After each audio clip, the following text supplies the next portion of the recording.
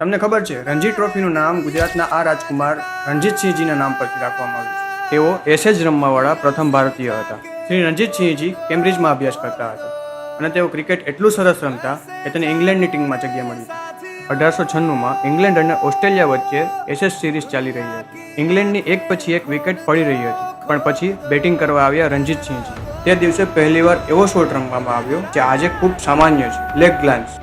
તેમના માટે બેટિંગ જાણે સાવ સરળ હતું. તેમણે તે મેચમાં 154 રન બનાવ્યા. અંગ્રેજ કોમેન્ટર્સે કહ્યું કે આ બેટ્સમેનો વચ્ચે એક રાજકુમાર છે. આ તેમની પહેલી મેચ હતી. તેમના વિશે એવું કહેવામાં આવ્યું કે તેઓ બેટ વડે રેશમ વણે છે. આ મેચ પછી ઇંગ્લેન્ડને સમજાઈ ગયું કે ભારતમાં પણ ક્રિકેટના ટેલેન્ટની કમી નથી અને ત્યારબાદ યુવા ભારતીયો માટે શરૂ થઈ રણજી ટ્રોફી.